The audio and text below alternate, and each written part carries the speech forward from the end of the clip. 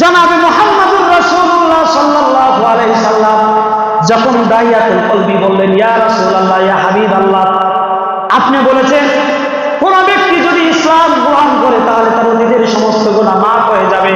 আমি বুঝলাম, কিন্তু ইয়া রাসূলুল্লাহ, ইয়া হাবিবাল্লাহ, আইয়ামে জাহিলিয়াতের যুগে আমার সন্তান ছিল, মেয়ে কন্যা ছিল, এক এক করে 3টা সন্তান আমাকে দান করেছিল।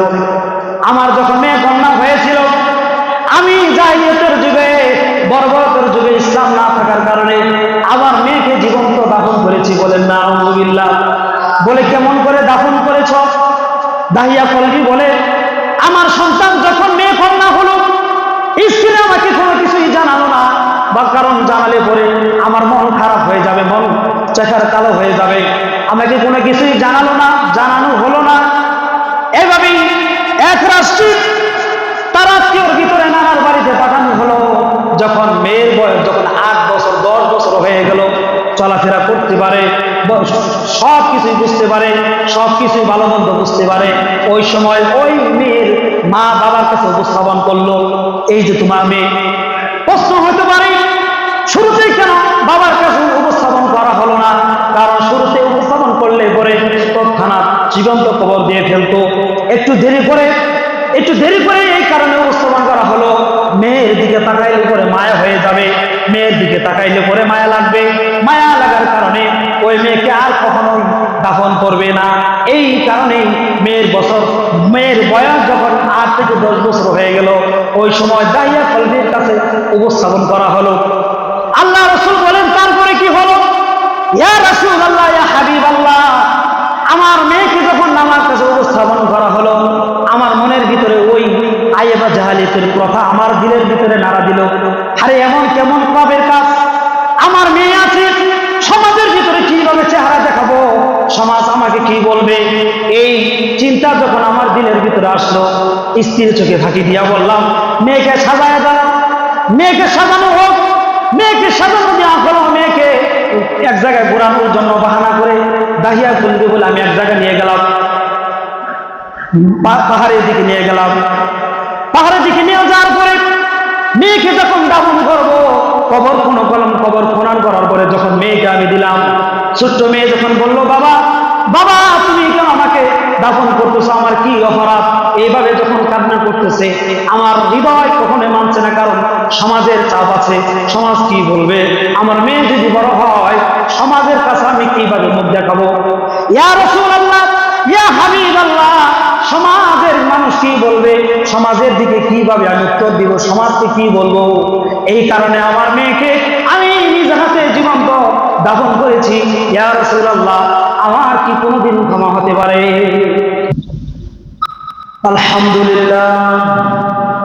আলহামদুলিল্লাহ নাহমাদুহু ওয়া নাস্তাঈনুহু ওয়া নাস্তাগফিরুহু ওয়া নাউযু বিল্লাহি মিন শুরুরি আনফুসিনা ওয়া মিন সাইয়্যাতি আ'মালিনা। من يهده الله فلا مضل له ومن يضلله فلا هادي له ونشهد أن لا إله إلا الله وحده لا شريك له وأشهد أن سيدنا وحبيبنا ومولانا محمدا عبده ورسوله أرسله بالحق بشيرا ونذيرا وداعيا إلى الله بإذنه وسراجا وقمرا منيرا. أما بعد فأعوذ بالله من الشيطان الرجيم. بسم الله الرحمن الرحيم. وإذا بشر أحدهم بالأنثى ظل وجهه مسودا وهو كظيم. وعن أنس رضي الله تعالى عن النبي صلى الله عليه وسلم من على جاريتين حتى تبلغ جاء يوم القيامة وهو كهاتين ثم أصابعه. رواه مسلم. صدق الله العلي العظيم. ওয়া সাদাকা রাসূলুহুন নাবিয়্যুল কারীম ওয়া নাহনু আলা যালিকা মিনাশ শাহিদিনা ওয়াশ শাকিরিন ওয়ালহামদুলিল্লাহি রাব্বিল আলামিন। সবাই দুরূদ ইব্রাহিম পড়ি। আল্লাহুম্মা সাল্লি আলা মুহাম্মাদিন ওয়া আলা আলি মুহাম্মাদ কামা সাল্লাইতা আলা ইব্রাহিম ওয়া আলা আলি ইব্রাহিম ইন্নাকা হামিদুম মাজিদ। আল্লাহুম্মা বারিক আলা মুহাম্মাদিন ওয়া আলা আলি মুহাম্মাদ কামা বারাকতা আলা ইব্রাহিম ওয়া আলা আলি ইব্রাহিম ইন্নাকা হামিদুম মাজিদ। আল্লাহ সুবহানাহু ওয়া তাআলার অশেষ মেহেরবানি, যিনি আমাদেরকে অত্যন্ত ভালোবেসে মহব্বত করে পূর্বের জুমার ন্যায় আজও জামে মসজিদে আসার বসার কোরআন সুন্নাহ থেকে কিছু কথা বলার ও শোনার তৌফিক এনায়েত করলেন, সুযোগ করে দিলেন। সেই মহান মুনির দরবারে কালিমাতুশ শুকর আদায় করি। জবান ছেড়ে সবাই বলি আলহামদুলিল্লাহ। আজকে আমরা একটি গুরুত্বপূর্ণ বিষয় আলোচনা করব, তা হলো ইসলামের নারীর অধিকার। ইসলামের নারীর অধিকার এই বিষয়টি এই সময়ের জন্য অত্যন্ত গুরুত্বপূর্ণ, কারণ আপনারা জানেন সারা বাংলাদেশেই একটি মাস ধরেই ইসলামে নারী সংস্কার কমিশন একটা বাংলাদেশের গঠন হয়েছে। 2011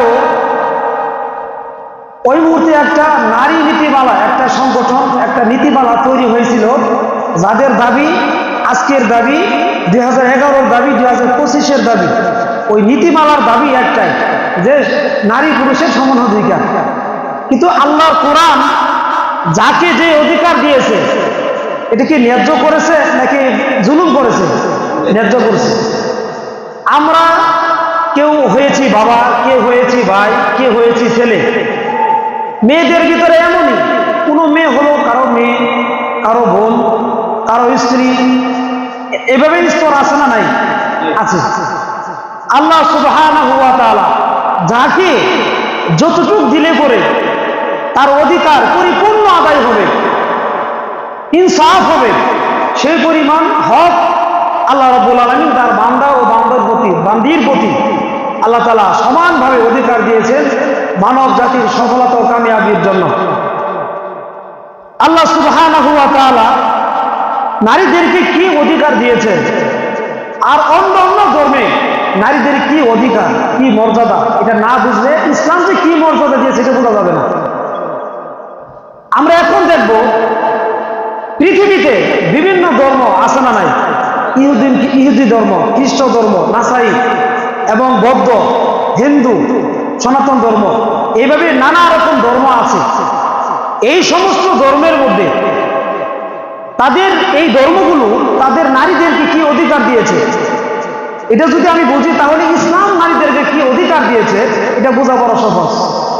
এই জন্য গুরুত্বপূর্ণ একটি বিষয়, মনোযোগ দিয়ে, কারণ আমরা তো অনেক আলোচনা শুনি, আসলেও কি আল্লাহ তাআলা ওই মহিলাদের, নারীদের উপর ইনসাফ করেছে না জুলুম করেছে, এটা বোঝা দরকার। আল্লাহ সুবহানাহু ওয়া তাআলা সে আইয়ামে জাহেলিয়তে নবী করিম সাল্লাল্লাহু আলাইহি সাল্লাম পৃথিবীতে আগমন করার আগে বা যখন উনি আগমন করলেন, ওই সময় যে যুগটা ছিল আইয়ামে জাহেলিয়ত বলেন, সেই যুগটা কি ছিল? আইয়ামে মানে বর্বরতার যুগ।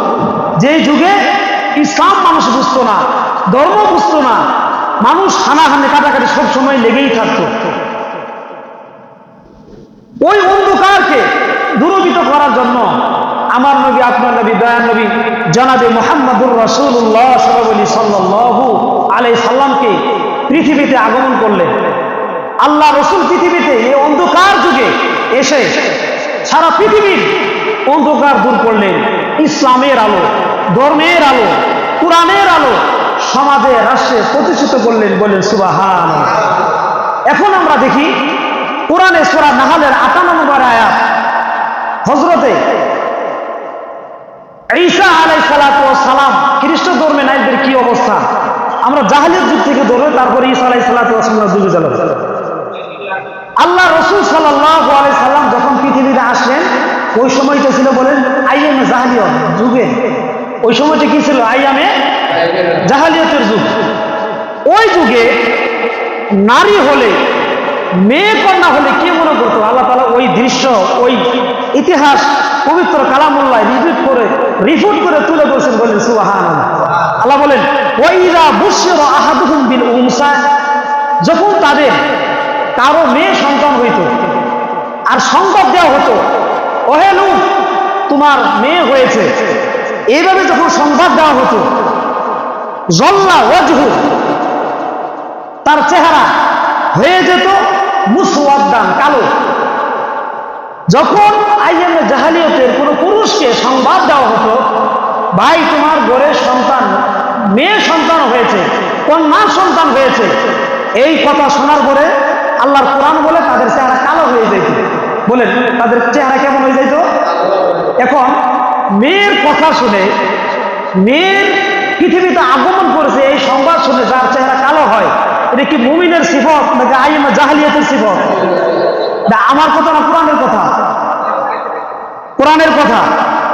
শুধু তাই নয়, ওহুয়া কাযীম, আল্লাহর কোরআন বলতে শুধু কালো হয়েছে তাই না, কেন মেয়ে হয়েছে এই অপরাধ একটাই, তার স্ত্রীকে তার এলাকা থেকে, এই এলাকা থেকে বের করে দেওয়া হইতো, ঘর থেকে একটা অপরিচিত জঙ্গলের ভিতরে পাঠাই দেওয়া হইতো। কেন?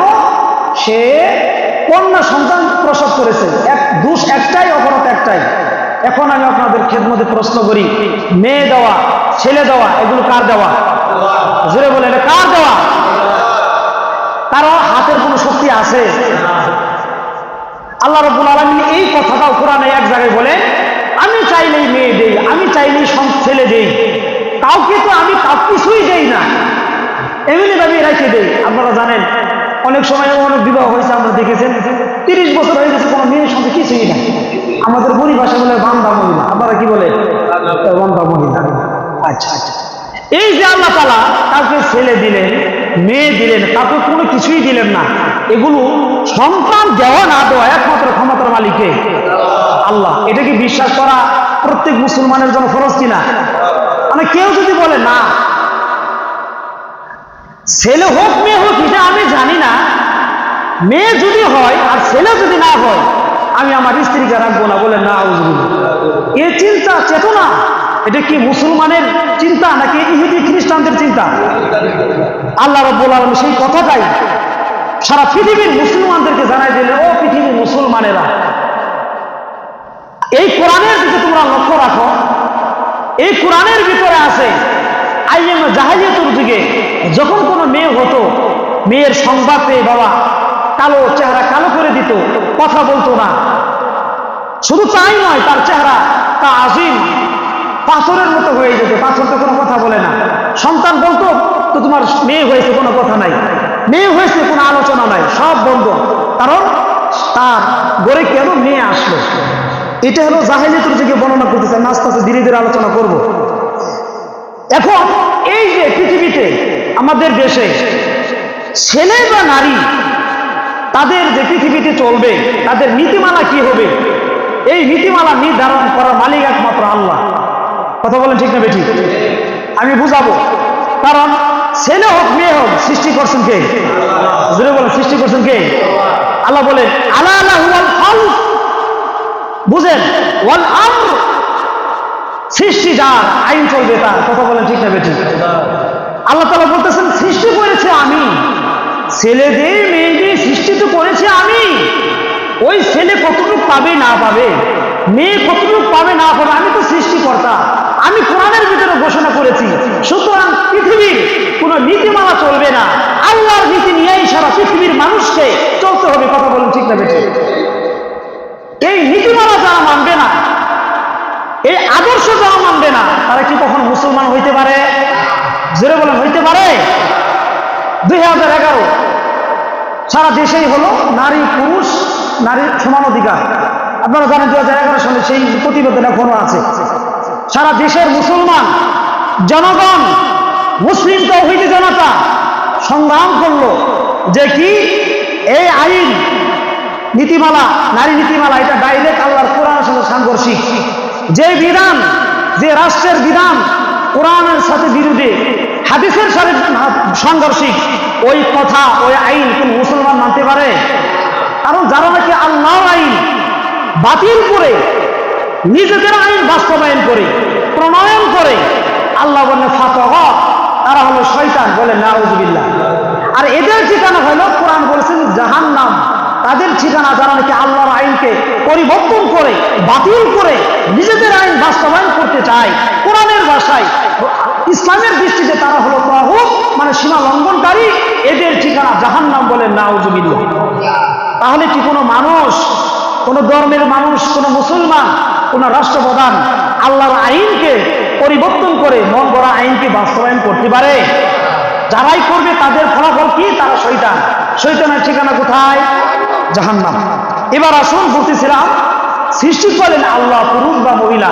আল্লাহ বলে সৃষ্টি করেছি আমি, আর নীতিমালা হবে আল্লাহর পক্ষ থেকে। আল্লাহ তাআলা এই কথাটাও সূরা আরাফের 54 নম্বর আয়াতে বলতেছেন, আলা লাহুল খালক ওয়াল আমর, সৃষ্টি হয়ে করেছেন আল্লাহ, আর নীতিমালা করে দিবেন, তার নীতিমালা করে দিবেন একমাত্র আল্লাহ। কথা বলেন ঠিক না বেঠিক? কারণ সৃষ্টি যার, আইন চলবে তার। সৃষ্টি যার, আইন চলবে তার, এটাই কথা। এবার আসি আইনে জাহেলিয়াতের অবস্থা কি। একটা দৃষ্টান্ত দিলাম যে মেয়ে সন্তান হলে কথা বলতো না, চেহারা কালো করে ফেলতো। শুধু তাই নয়, আরেকটু যদি ইতিহাস বলতে হয়, আল্লাহ রাসূল সাল্লাল্লাহু আলাইহি ওয়াসাল্লাম যখন পৃথিবীতে আগমন করলেন, ওই সময় যুগটা এমন ছিল, যেই ঘরে মেয়ে সন্তান হতো ওই মেয়েকে জীবন্ত কবর দেওয়া হতো, বলে নাউযুবিল্লাহ। জীবন্ত কবর। এখন বলেন হুজুর, এই তো বড় খারাপ কাজ, অন্যায় কাজ, মানুষ কি করতে পারে? এই কথা আমাদের ভিতরে অনেক সময় নাড়া দেয়। এটা কিভাবে সম্ভব? জীবন্ত মেয়েকে কবর দিয়ে ফেললো।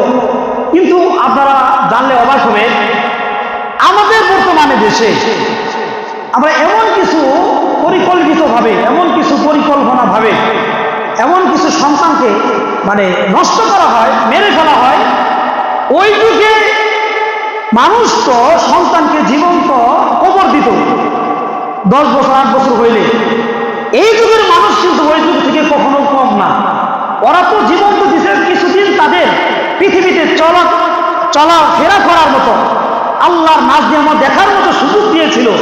এমন কিছু আমাদের দেশে মেডিসিন বা মানুষ আছে, যারা নাকি যখন শুনে মেয়ে হয়েছে, ওষুধ করে মেডিসিন দিয়ে 5 মাস 6 মাসের বাচ্চা পৃথিবীতে আগমন করার আগেই নষ্ট করে ফেলে। কথা বলে ঠিক হবে? এটা কি বানাই বললাম না? বাস্তব কথা। মেরে ফেলে না ওষুধকে? এদের থেকেও এই যুগের মানুষ একদিকে খুব নিকৃষ্ট, জীবন্ত মানুষকে হত্যা। আল্লাহ রাব্বুল আলামিন এই বিষয়গুলোকে প্রতিরোধ করার জন্য আল্লাহ রাব্বুল আলামিন পরবর্তী মুসলিম নারীদেরকে, পৃথিবীর সমস্ত নারীদেরকে ইসলাম এমন একটি সম্মান দান করলেন, যে সম্মান আল্লাহ রাসূল বলেন, যেই ঘরে কোনো মেয়ে, 2টা মেয়ে বা 3টি মেয়ে হবে, সে লালন পালন করলো, ইসলামের জ্ঞান দিল, পর্দামতের জীবন পরিচালনা করাইলো, এবং হাত্তা তাবলুগা, বালেগ হওয়া পর্যন্ত, সাবালিগ হওয়া পর্যন্ত তার বাবা মেয়ে লালন পালন করলো এবং সময় মতো বিবাহ দিল। রাসূল বলেন, ওই ব্যক্তির জন্য 3টা মেয়ের জন্য আমার আল্লাহ 3টা জান্নাতি দান করলেন। বলেন সুবহানাল্লাহ। 3টে মেয়ে হয়েছে, 3টা জান্নাত। শর্ত সঠিকভাবে লালন পালন, ইসলামী শিক্ষা এবং ভালোভাবে বিবাহ শাদী দেওয়া। তাহলে ইসলাম মেয়েদেরকে সম্মান দিল কি দিল না? কত ঘুমায় না, গুরু করছেন। জাহেলিয়ত যুগে নারীদেরকে জীবন্ত হত্যা করা হতো, শয়তান অনুগত হতো, সমাজের বোঝা মনে করা হতো। আর ইসলাম বলে না, বোঝা না, শয়তানও না, ঘৃণা চোখে দেখাও যাবে না।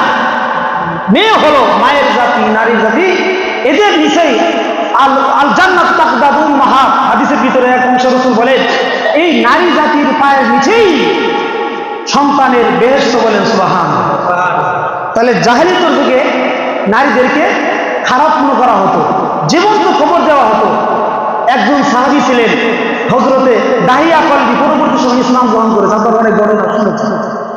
এই দাহিয়া কলবি উনি এমন সুন্দর ছিল, ফর্সা ছিল, ওনার রূপ ধারণ করেই অনেক সময় জিবরিল আমিন আসতো। মানুষ বোঝার কোনো সিস্টেম নাই। রাসূলের কাছে দাহিয়াতুল কলবি আসে, অনেক সময় ওহী নাযিল করবেন জিবরিল আমিন, কারণ আসার পরে দেখে দাহিয়াতুল কলবি, দাহিয়া কলবি। অনেক সময় দেখা যায় দাহিয়াতুল কলবি না, জিবরিল আমিন তার সুরত ধরে আকৃতি ধরে আল্লাহর কুদরতকে কোরআনে আসছে বলেন সুবহানাল্লাহ। এখন প্রশ্ন হইতে গেল, হুজুর ওই দেশে কি আর কোনো সাহাবী সুন্দর ছিল না?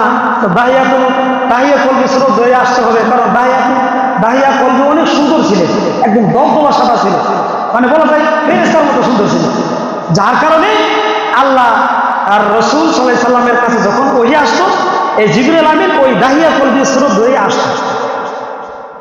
লক্ষ্য করুন, এই দাহিয়া কলবি আল্লাহ রাসূল সাল্লাল্লাহু আলাইহি সাল্লাম এভাবে হাজার হাজার সাহাবায়ে কেরাম বয়ান করতেছে নারীদের মর্যাদা সম্পর্কে এবং ইসলাম সম্পর্কে বয়ান করতেছে। বয়ান করার পরে আল্লাহ রাসূল সাল্লাল্লাহু আলাইহি সাল্লাম বলেন, কোন ব্যক্তি যদি ইসলাম গ্রহণ করে ওই ব্যক্তির অতীতের সমস্ত গুনাহ আল্লাহ মাফ করে দেন বলেন সুবহানাল্লাহ। ওখানে মক্কার আশেপাশে অনেক বিধর্মী লোকেরাও ছিল।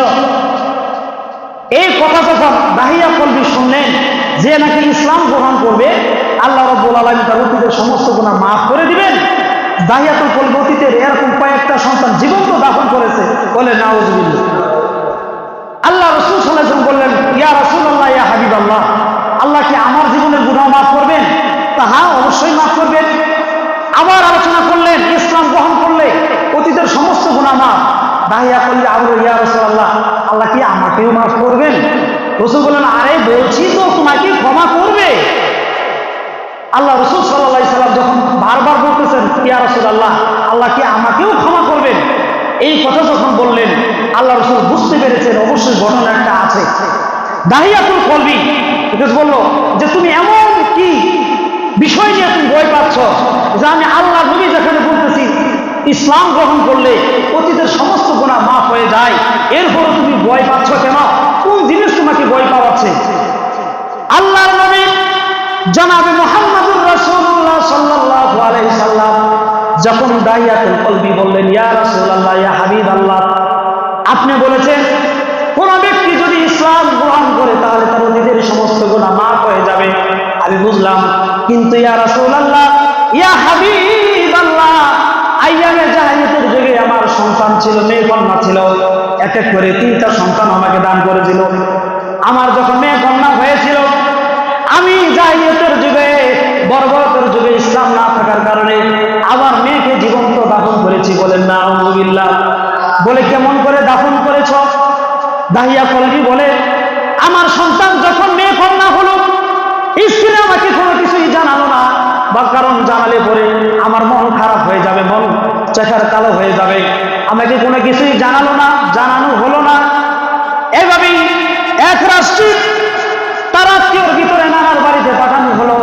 যখন মেয়ের বয়স যখন 8 বছর 10 বছর হয়ে গেল, চলাফেরা করতে পারে, সব কিছুই বুঝতে পারে, সব কিছুই ভালো মন্দ বুঝতে পারে, ওই সময় ওই মেয়ের মা বাবার কাছে উপস্থাপন করলো, এই যে তোমার মেয়ে। প্রশ্ন হতে পারে শুরুতেই কেন বাবার কাছে উপস্থাপন করা হলো না? কারণ শুরুতে উপস্থাপন করলে পরে তৎক্ষণাৎ জীবন্ত কবর দিয়ে ফেলতো। একটু দেরি করে এই কারণে উপস্থাপন করা হলো, মেয়ের দিকে তাকাইলে পরে মায়া হয়ে যাবে, মেয়ের দিকে তাকাইলে পরে মায়া লাগবে, মায়া লাগার কারণে ওই মেয়েকে আর কখনোই দাফন করবে না। এই কারণেই মেয়ের বয়স যখন 8 থেকে 10 বছর হয়ে গেল, ওই সময় দাহিয়া কলবির কাছে উপস্থাপন করা হলো। আল্লাহ রাসূল বলেন, তারপরে কি হলো? ইয়া রাসূলুল্লাহ, ইয়া হাবিবাল্লাহ, আমার মেয়েকে যখন আমার কাছে উপস্থাপন করা হলো, আমার মনের ভিতরে ওই আইবা জাহালিয়াতের কথা আমার দিলের ভিতরে নাড়া দিল। আরে এমন কেমন পাপের কাজ? আমার মেয়ে আছে, সমাজের ভিতরে কিভাবে চেহারা দেখাবো, সমাজ আমাকে কি বলবে, এই চিন্তা যখন আমার দিলের ভিতরে আসলো, স্ত্রীর চোখে ফাঁকি দিয়া বললাম, মেয়েকে সাজায় দাও, মেয়েকে সাজানো হোক। মেয়েকে সাজানো দেওয়া হলো, মেয়েকে এক জায়গায় ঘোরানোর জন্য বাহানা করে দাহিয়া কলবি বলে আমি এক জায়গায় নিয়ে গেলাম, পাহাড়ের দিকে নিয়ে গেলাম। পাহাড়ের দিকে নিয়ে যাওয়ার পরে মেয়েকে যখন দাফন করবো, কবর খনন করার পরে যখন মেয়েকে আমি দিলাম, ছোট্ট মেয়ে যখন বললো, বাবা বাবা তুমি কেন আমাকে দাফন করতেছো, আমার কি অপরাধ? এইভাবে যখন কান্না করতেছে, আমার হৃদয় কখনোই মানছে না, কারণ সমাজের চাপ আছে, সমাজ কি বলবে, আমার মেয়ে যদি বড় হয় সমাজের কাছে আমি কিভাবে মুখ দেখাবো? ইয়া রাসূলুল্লাহ, ইয়া হাবিবাল্লাহ, সমাজের মানুষ মানুষ কি বলবে, সমাজের দিকে কিভাবে আমি উত্তর দিব, সমাজকে কি বলবো। এই কারণে আমার মেয়েকে আমি নিজ হাতে জীবন্ত দাফন করেছি। ইয়া রাসূলুল্লাহ, আমার কি কোনোদিন ক্ষমা হতে পারে? আল্লাহ রাসূল সাল্লাল্লাহু আলাইহি সাল্লাম তার ঘটনা শুনে চোখের পানি ধরে রাখতে পারলেন না। রাসূল বললেন, মানুষও কি পারে এমন কাজ করতে? নিজের মেয়েকে তুমি কিভাবে দাফন করলা? তোমার কি দিলের ভিতরে একটি মায়া হলো না? আল্লাহ রাসূল সাল্লাল্লাহু আলাইহি ওয়াসাল্লাম যখন বলল কিভাবে করতে পারে এই কাজ, দাহিয়া কলবি আরো জোরে জোরে কান্না করতেছে, ইয়া রাসূলুল্লাহ, আমি তো ওই সময় ঘটনা করেছিলাম, আমি তো ওই সময় এই কাজটা করেছিলাম যেখানে ইসলামের আলো, কোরআনের আলো বলতে কোনো কিছুই এই দাহিয়া কলবির দিলের ভিতরে লাগে নাই।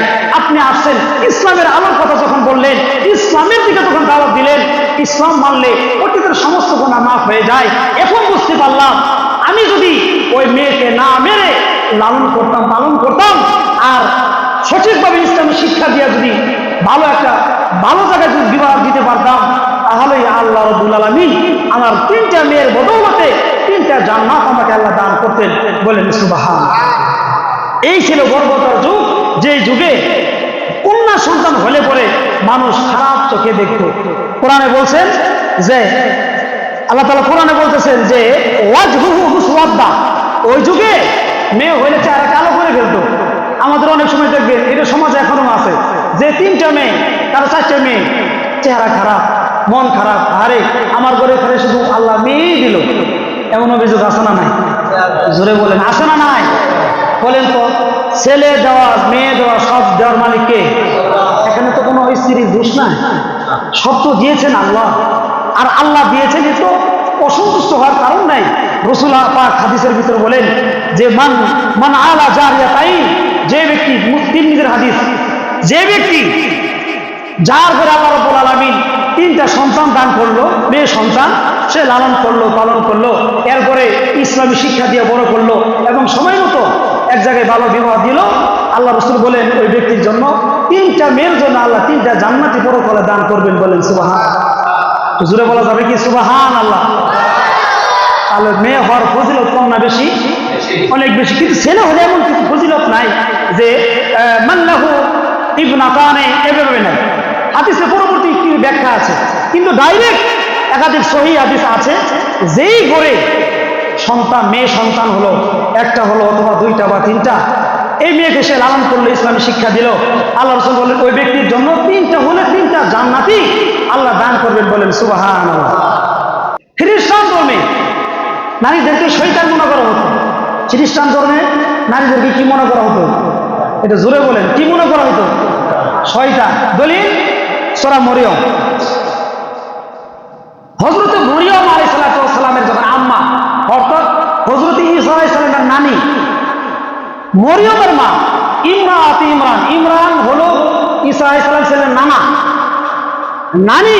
ওয়াইজ ক্বালাত ইমরাতু ইমরান, ইমরানের স্ত্রী, ইমরানের স্ত্রী মানে মরিয়মের মা। তো মরিয়মের মা হলো হযরত ঈসা আলাইহিস সালামের নানি। তো মরিয়ম আলাইহিস সালামের মা যখন এই বাইতুল মুকাদ্দাস আল্লাহর ঘরে মান্নত করল, আল্লাহ আমার পেটে একটা সন্তান আছে, এই সন্তান যখন পৃথিবীতে আসবে আমি তোমার ঘরের জন্য উন্মুক্ত করে দিব, মানে খাদিম হিসেবে নিযুক্ত করে দিব। বলেন সুবহানাল্লাহ। নিয়ত ভালো না খারাপ? আপনার ঘরে ছেলে আসেন, বলেন আল্লাহ সন্তান দিয়েছো তুমি, বড় তোমার, আমি তোমার জন্য খাদিম হিসেবে তোমার ঘরের খাদিমের জন্য নিযুক্ত করে দিলাম। নিয়তটা কত সুন্দর না? আচ্ছা, উনি নিয়ত করলো, নিয়ত করার পরে কারণ বশত ছেলের জায়গায় হইল মেয়ে, উনি ধারণা করছিল হবে ছেলে, কারণ ছেলে ছাড়া মেয়ে তো ঘরে তো সাফাই দেওয়া, এগুলো কাজ করা বড় কঠিন। তো উনি বলল ইন্নী নাযারতু মা ফি বাতনি, ইয়া আল্লাহ আমার পেটে যা আছে আমি মান্নত করলাম, তোমার কাছে ওয়াদা করলাম, আমার পেটে যা আছে আমি তোমার ঘরের জন্যই মুক্ত করে দিলাম। আল্লাহ তাআলা বলেন, তারপরে দেখা গেল মুহাররারা, তারপরে হইলো সে মেয়ে হইলো, কি হলো? মেয়ে যখন হলো, আল্লাহ তাকাব্বাল মিন্নি, আল্লাহ আমার এই দোয়াটা কবুল করেন, ইন্নাকা আনতাস সামিউল আলিম, আপনি অধিক শ্রবণ শুননেওয়ালা এবং জাননেওয়ালা। এরপরে 36 নম্বর আয়াতে বলতেছেন ফালাম্মা ওয়াদাআতহা ক্বালা, এই যখন এটা উনি বললো মেয়ে হয়ে গেল, মেয়ে হওয়ার পরে ওই যুগে বলছিলাম খ্রিস্টান ধর্মে মেয়েদেরকে কি মনে করা হতো, এটা আমি আয়াত থেকে প্রমাণ করতেছি। ফালাম্মা ওয়াদাআতহা ক্বালাত রাব্বি ইন্নী ওয়াদাতুহা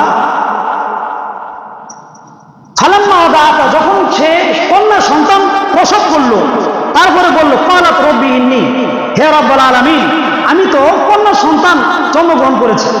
আল্লাহু আ'লামু বিমা ওয়াদাত, আর আল্লাহ বলে মরিয়মের স্ত্রী যা পেটে ধারণ করেছে পৃথিবীর কেউ না জানলেও কে জানে? আল্লাহ নাম জুড়ে বলেন কে জানে? আল্লাহ জানে।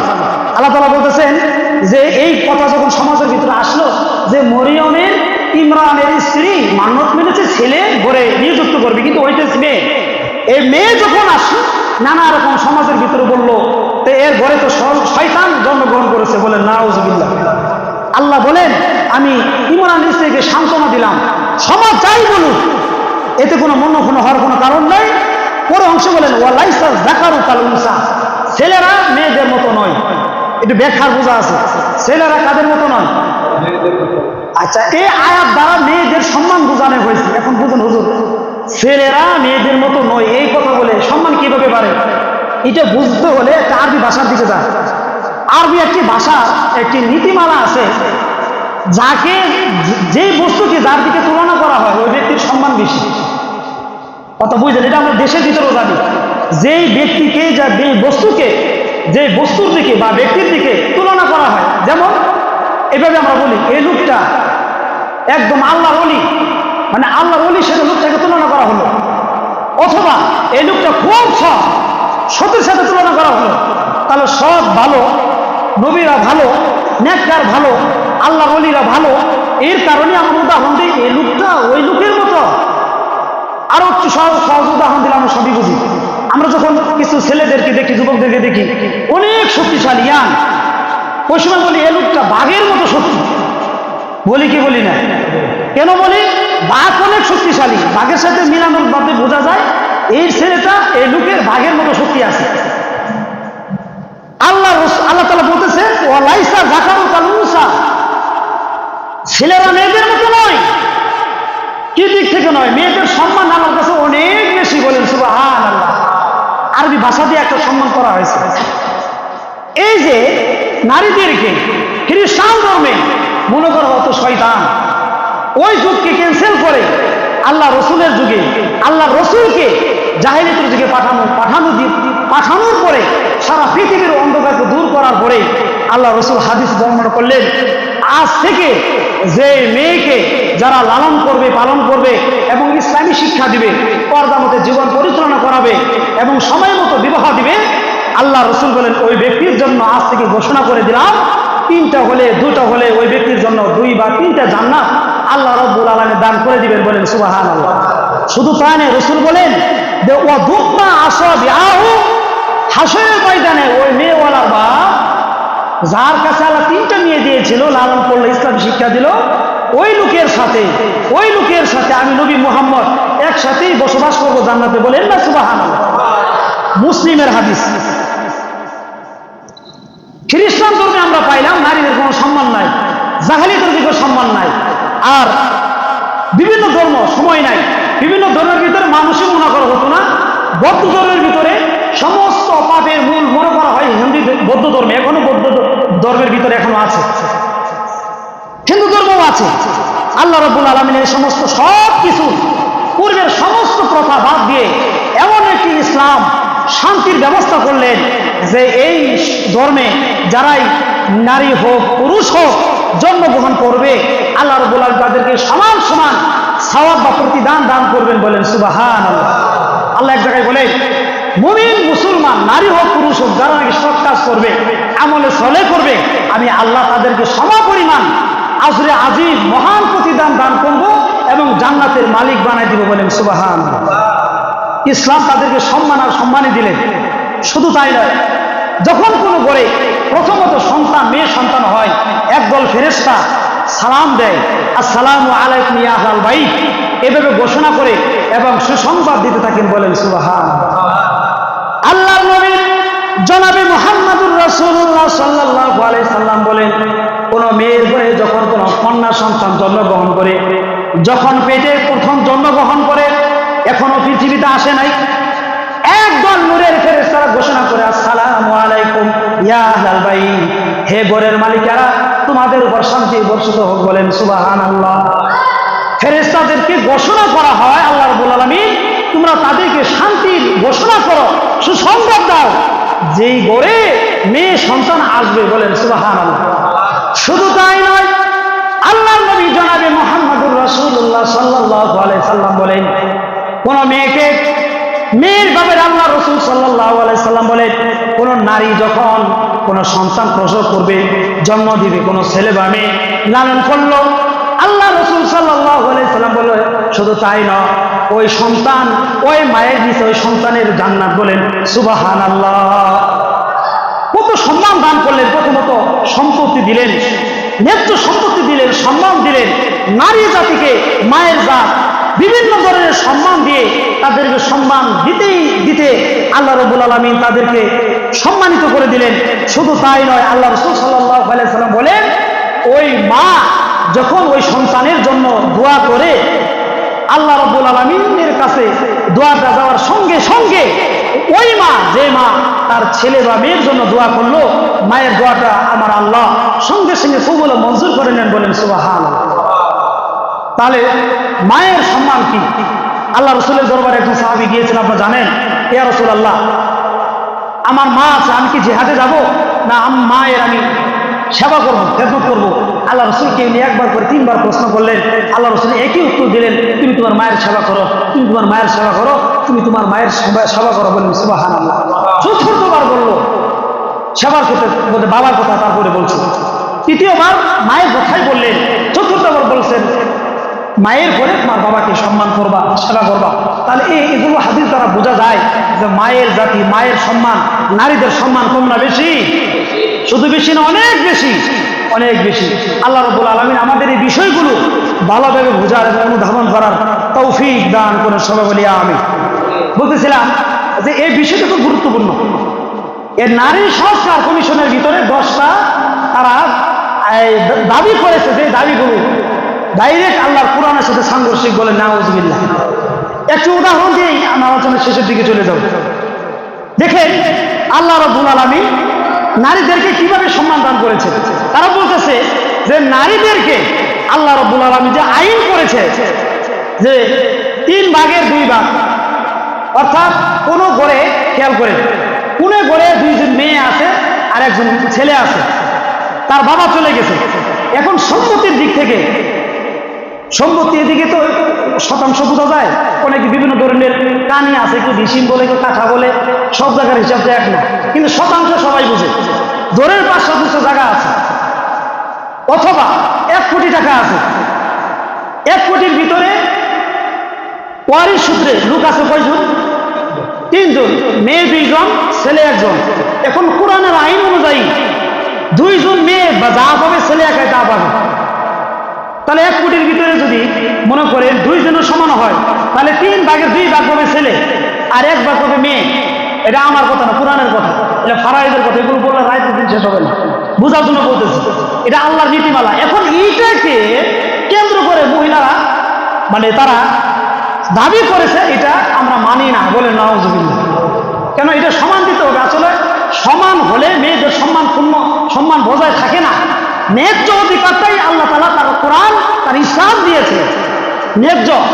যেমন আপনারা জানেন, যারা অফিসের ভিতরে অনেক কর্মচারী থাকে, অনেক অফিসার লোক থাকে, তারও চাকরির বয়স হলো 10 বছর, তারা 3 বছর, কেউ সিনিয়র, কেউ জুনিয়র, আছে না নাই?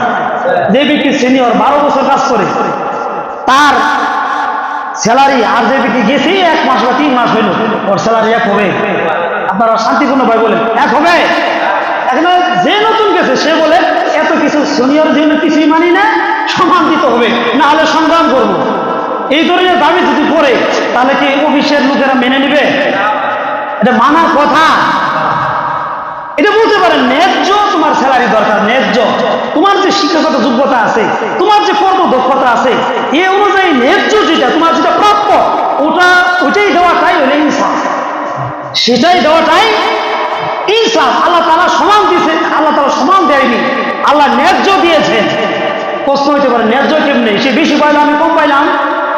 মেয়েরা বলতে পারে তারা তো সমান, 1 কোটির ভিতরে সে 3 ভাগের 2 ভাগ পাইলো ছেলে আর 1 ভাগ হইলো মেয়ে।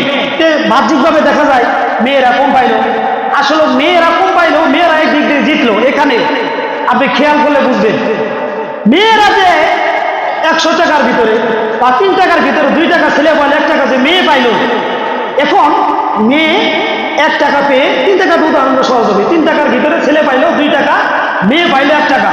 1 টাকা মেয়ে পেয়ে ছেলে না, বাবা মা কেউ নাই। এখন ইসলাম বলে এই যে তোমার ছোট বোন আছে, যতক্ষণ পর্যন্ত তার বিবাহ না হয়েছে ইসলাম তোমার জন্য দায়িত্ব দিয়েছে, তোমার জন্য লালন পালন করা, ইসলামী শিক্ষা এবং কি বিবাহ দেওয়া পর্যন্ত তোমার কাছে লালন করা খরচ ইসলাম বলে দিল ওই ভাইকে। এখনো ভাই সে নীতিমালা অনুযায়ী ছোট বোনকে লালন করলো, পালন করলো, ইসলাম শিক্ষা দিল, পর্দা অনুযায়ী জীবন পরিচালনা করাইলো, বিবাহ দিল। এখন এই যে শিক্ষা দিল, কর্ম দিল, এখন কিন্তু অংশ কিন্তু ভাগ হয়ে গেছে। ছেলে পাইলো 2 টাকা, মেয়ে পাইলো 1 টাকা। এখন ছেলে যে ভাই যে বোনকে লালন পালন করবে, কার টাকাটা করবে? ইসলাম বলে না, ওই 1 টাকা দেওয়া যাবে না, তোমার 2 টাকা দিয়ে করতে হবে। কতগুলো বোঝার আছে। এখন নীতিমালা অনুযায়ী ভাই 2 টাকা দিয়ে ব্যবসা বাণিজ্য করতে করতে ওর 2 টাকা দিয়েই অনেক কেস করতে করতে বাড়াইতে লালন করলো। এখন দেখা গেল 2 টাকার ভিতরে বা ওই যে বলছিলাম 1 কোটির ভিতরে দুই অংশ পাইছে, লালন করার পরে মেয়েকে যখন বিবাহ দেয়, এখন ভাই হিসাব করে দেখে ওই টাকার ভিতরে 2 টাকার ভিতরে আর 2 টাকাও নাই। আর যে অংশটা বোন পাইছে ওর দেখে যে অল্প 1 টাকাই আছে। এখন বলেন তো দেখি, এখন পরিমাণে ছেলের বেশি আছে না মেয়ের বেশি আছে? জোরে কথা বলেন, ছেলের আছে না মেয়ের আছে? কারণ মেয়ের এই কারণে আছে, মেয়ের কোনো খরচ নাই। কেন খরচ নাই? আল্লাহ খরচ করতে দেন নাই, এই জন্যই খরচ নাই। এই জন্যই আল্লাহ রাব্বুল আলামিন বুঝাইলেন যে সমান যদি তোমরা বলো তাহলে তোমরা মহিলারা ঠকবা, ইনসাফ হবে না, এটা জুলুম